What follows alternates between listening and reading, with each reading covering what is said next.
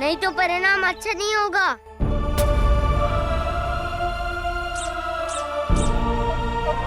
नंदी, क्या तुम कुछ दिनों के लिए मेरा वाहन बन सकते हो?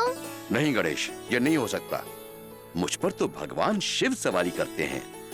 किंतु पिताजी तो कैलाश पर्वत छोड़कर कहीं नहीं जाते। क्या तुम एक दिन के लिए भी मेरी सहायता नहीं करोगे? चलो नंदी, अब सब देखेंगे कि मेरा वाहन कितना बड़ा और शक्तिशाली है। अब सीधे हमें गुरु को ले चलो।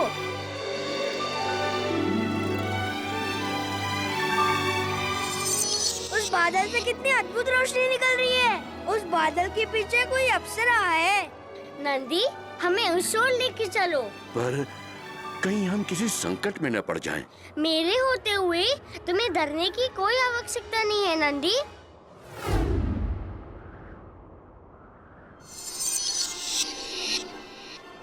ये तो सूर्य देव का रथ है। सूर्य देव का रथ? हाँ, इस रथ पर सवार होकर ही सूर्य देव धरती पर आते हैं और सबको रोशनी देते हैं।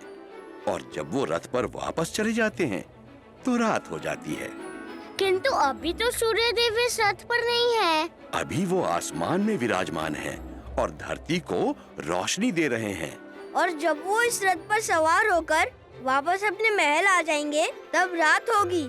बिल्कुल ठीक कहा। अरे वाह, ऐसा अद्भुत रथ तो किसी देवता के पास नहीं होगा। मेरा तो इसमें बैठने का बहुत मन कर रहा है। हाँ हाँ, चलो एक पल के लिए इसमें बैठते हैं, फिर दोबारा कभी नहीं मौका मिलेगा। नहीं नहीं, ऐसा सोचना भी मत। अरे अरे, ये क्या? तुम लोग बहुत बड़े संकट में पड़ जाओगे और भगवान शिव मुझ पर क्रोधित होंगे। नंदी, हम बस थोड़ी देर में वापस आते हैं। हे प्रभु, लगता है बहुत बड़ा संकट आने वाला है। नंदी ने ठीक कहा था, संकट तो आने ही वाला था। बताता हूँ कैसे। ताड़कासुर नाम का एक बहुत ही शक्तिशाली राक्षस था और उसके 3 बेटे थे, अक्सासुर, धरासुर और जलासुर। उन तीनों ने 100 वर्षों तक एक टांग पर खड़े होकर तपस्या की थी और 100 साल की तपस्या के बाद उनके सामने स्वयं भगवान ब्रह्मा प्रकट हुए। उनकी तपस्या से प्रसन्न होकर ब्रह्मदेव ने उन्हें वरदान के रूप में 3 अद्भुत राजमहल दिए। अक्सासुर को आकाश में, धरासुर को धरती पर एवं जलासुर को जल के नीचे। लेकिन इन भाइयों को उन राजमहलों की कोई इच्छा नहीं थी, इसलिए उन्होंने दोबारा से 200 साल तक ब्रह्मदेव की तपस्या की। आंखें खोलो पुत्र, हम तुम्हारी तपस्या से प्रसन्न हुए। मांगो जो मांगना है। प्रभु, आप हमें अमर होने का वरदान दीजिए। मुझे क्षमा करो, किंतु ऐसा वरदान तो मैं चाह कर भी नहीं दे सकता। सृष्टि का नियम है कि यहाँ हर जीव नश्वर है। अगर आप हमें अमर होने का वरदान नहीं दे सकते तो हमें और कुछ नहीं चाहिए। हाँ, और आज के बाद किसी देवता की तपस्या नहीं होगी, क्योंकि जब वो अपने भक्तों की इच्छा ही पूरी नहीं कर सकते तो उनकी पूजा कौन करेगा? हाँ, ये दोनों ठीक कह रहे हैं। ठीक है, मैं तुम्हें वरदान देता हूँ कि अगर 3 दिन तक सूर्य अस्त नहीं हुआ और 3 दिन तक रात नहीं हुई तो तुम लोग अमर हो जाओगे।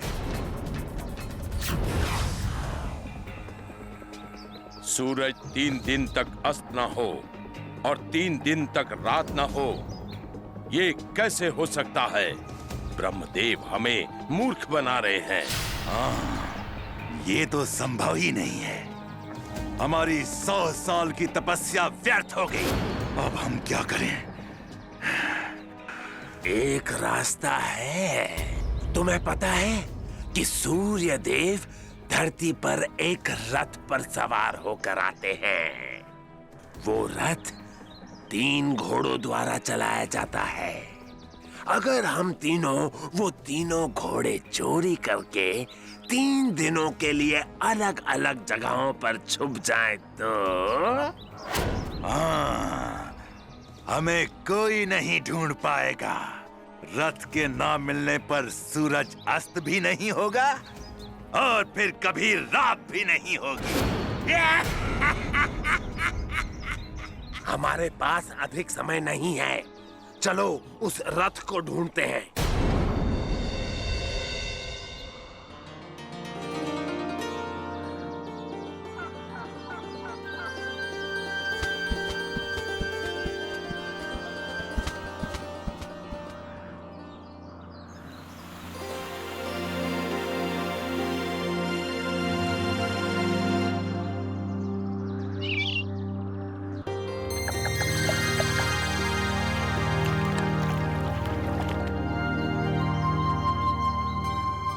बस मित्र, मुझे यहीं उतार दो। किंतु क्यों कुतुस? मैं 2 दिन से तुम्हारे साथ हूँ। पाताल लोक में सब मुझे ढूंढ रहे होंगे।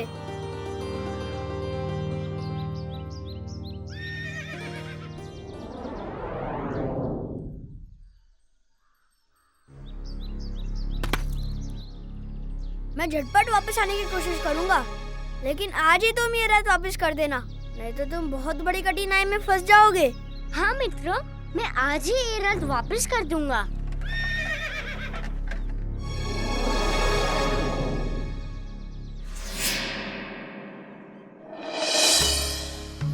सारा आकाश छान मारा, किंतु सूर्य के रथ का कोई अता पता नहीं।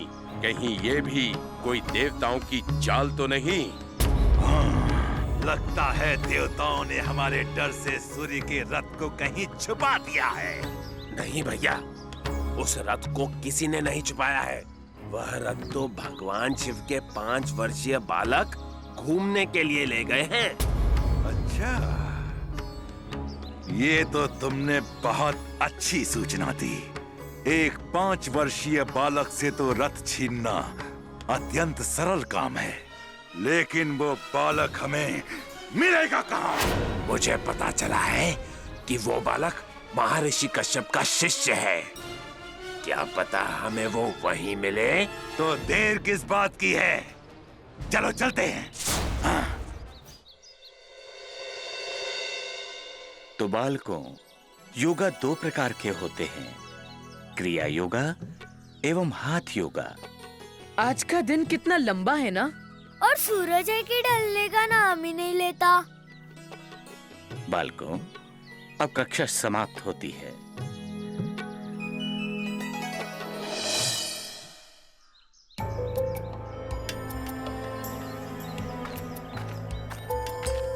क्या बात है, गणेश आज भी कक्षा में नहीं है? वो गुरुजी, वो गणेश को कहना कि वो कल से कक्षा में वापस आए, नहीं तो हमें तुम्हारे पिताजी से बात करनी होगी। जी गुरुजी।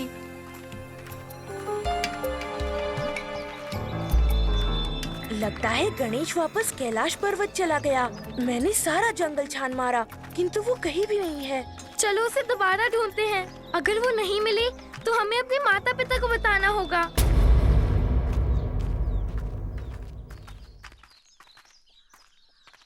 ये इतना शोर किस बात का है? डब्बू का कहना है कि अगर कोई उसके घोड़े को दौड़ में हरा देगा तो वो उसको ये रथ देगा। इन घोड़ों में ऐसी क्या बात है कि इन्हें कोई भी नहीं हरा सकता? ये हमारे घोड़े हैं। हजारों राज्य के रथों से हमारे घोड़ों के दौड़ का मुकाबला हो चुका है, किंतु आज तक इन्हें किसी ने नहीं हराया। किस सोच में पड़ गए कार्तिकेय? क्या गणेश के चूहे को बुलाओगे इससे मुकाबला करने? मैं हराऊंगा डब्बू के घोड़े को। हाँ? हाँ? अब बोलो डब्बू, करोगे मेरे घोड़े के साथ घोड़दौड़ी? तो आज से ये रथ मेरा हुआ। हाँ गणेश। गणेश, ये रथ कहाँ से लाए हो? बताता हूँ, लेकिन पहले आप तीनों इस रथ पर बैठो, रास्ते में बताऊंगा।